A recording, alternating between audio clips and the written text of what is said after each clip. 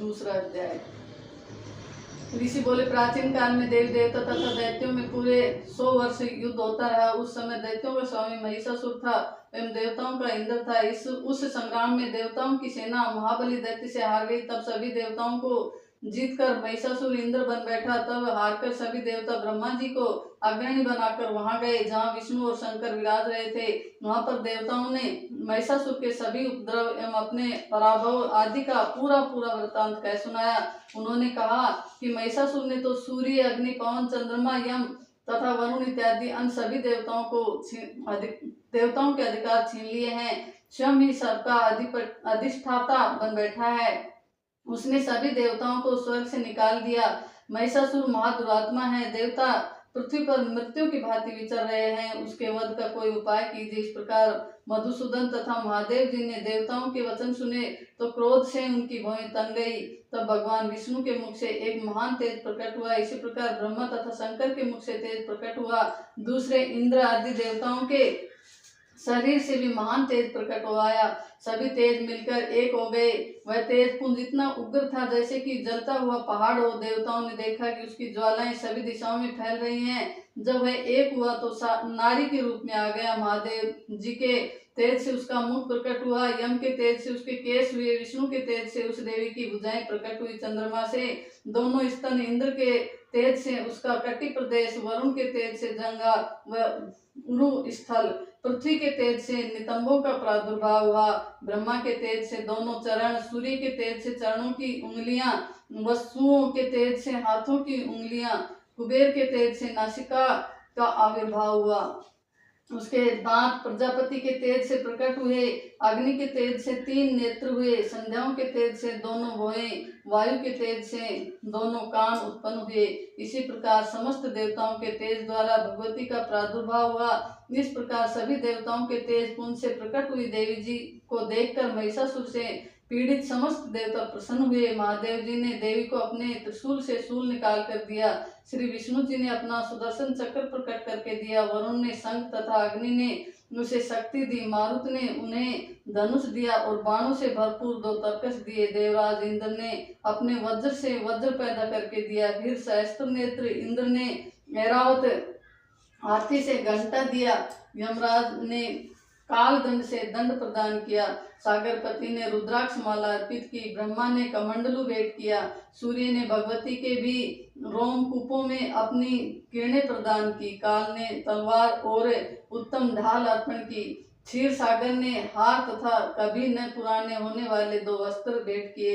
इसी प्रकार चूड़ामणि, दिव्य कुंडल तथा 2 कड़े भी भेंट किए तथा चमकता हुआ अर्धचंद्र, सभी भुजाओं के लिए बाजूबंद, चरणों के लिए नुपुर और कंठ के लिए सर्वोत्तम कंठुला भेंट किया। इसी प्रकार सभी उंगलियों के लिए जड़ित मुद्राएं प्रदान की। विश्वकर्मा ने निर्मल परशु भेंट किया और अनेक रूपों वाले अस्त्र, अभेद कवच, मस्तक तथा गले में धारण करने के योग्य कभी न कुमलाने वाली कमलों की माला दी। जल्दी ने उसे बहुत सुंदर कमल दिया। हिमालय ने वाहन के लिए सिंह एवं और भी अनेक प्रकार के रत्न भेंट किए। कुबेर ने सुरा से भरपूर पात्र दिया। सभी नागों के स्वामी एवं पृथ्वी धारण करने वाले शेष जी ने महामणियों से सुशोभित नागहार दिया। इसी प्रकार सारे देवताओं ने भी भूषण एवं आयुधों के द्वारा देवी जी का सत्कार किया। तत्पश्चात भगवती ने अट्टहास करके ऊंचे स्वर में गर्जना की। उसके भयानक नाद से सारा आकाश भर गया। तब देवगण प्रसन्न होकर उस सिंह वाहिनी देवी जी की जय जयकार करने लगे। मुनियों ने भक्ति भाव से नम्र होकर देवी जी की स्तुति की। इधर देवताओं के शत्रुओं ने सारी त्रिलोकी को क्षोभग्रस्त देखा। तब तो वे अपनी सारी सेना को कवच आदि से तैयार कराकर अस्त्र शस्त्र लेकर झट उठ खड़े हुए। महिषासुर क्रोध में आकर बोला, अरे ये क्या हो रहा है? इतना कहकर सभी दैत्यों के साथ गिरकर उस सिंहनाद की ओर भागा। वहां जाकर उसने तीनों लोगों को अपने तेज से प्रकाशित करती हुई देवी जी को देखा। उस देवी के चरणों के बाहर से पृथ्वी दबी जा रही थी। माथे के किरीट मुकुट से आकाश पर रेखाएं खिंचती जा रही थी। उसके धनुष की टंकार से 7 पाताल क्षोभग्रस्त थे और हजारों भुजाओं से भी सभी दिशाओं को ढककर देवी खड़ी हुई थी। देवी जी के साथ उन दैत्यों का युद्ध आरंभ हो गया। नाना प्रकार के अस्त्र शस्त्रों के प्रहार से दसों दिशाएं भर गई। महिषासुर का सेनापति उस समय चित्सुर नाम का एक महान दैत्य था। देव जी के साथ उसी का युद्ध होने लगा। इस प्रकार अन्य दैत्यों के तथा शत्रुघ्न सेना को साथ लेकर चामर भी युद्ध करने लगा। 60,000 रथों को साथ लेकर उदग्र महादैत्य भी युद्ध में प्रवृत्त हो गया। महाअनुदैत्य 5 करोड़ रथियों के साथ युद्ध में आ गया। 60 लाख रथियों से आवृत वास्कल दैत्य युद्ध में उतर पड़ा। पारिवारित दैत्य हाथी एवं घोड़ों के अनेकों सवारों के समूह से घिरा हुआ रथियों को साथ लेकर देव जी के साथ युद्ध करने लगा। उस रणांगन में स्वयं महिषासुर भी रथों, हाथियों एवं अश्वों की सेनाओं से घिरा खड़ा था। तोमर, बिंदीपाल, शक्ति, मूसल, परशु, पट्टिस, खंग आदि अस्त्रों से युद्ध में देव जी के साथ युद्ध करने लगे।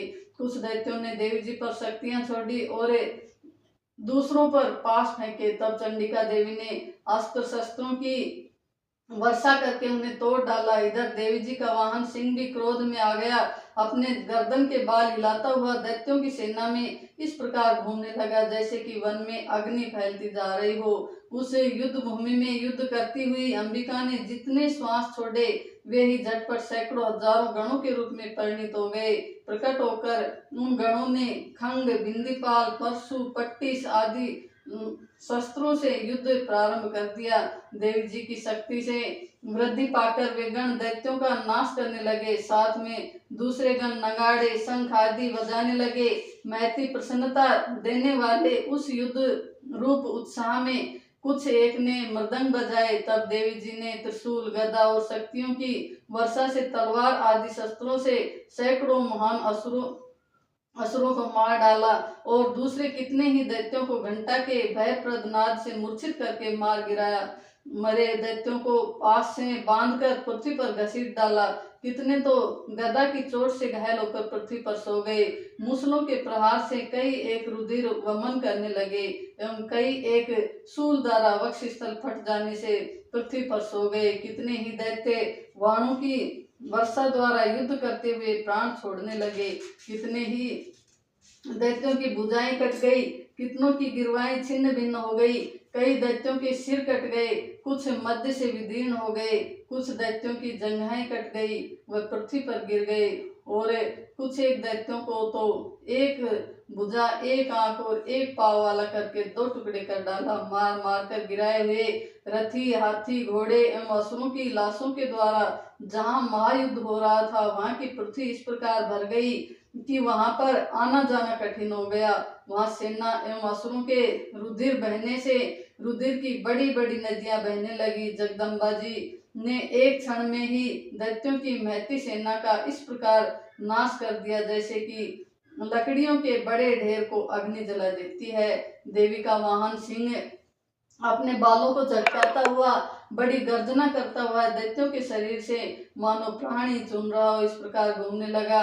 देवी जी के उन गणों ने महाअसुरों के साथ बड़ा युद्ध किया जिससे देवता प्रसन्न होकर आकाश से पुष्पों की वर्षा करने लगे।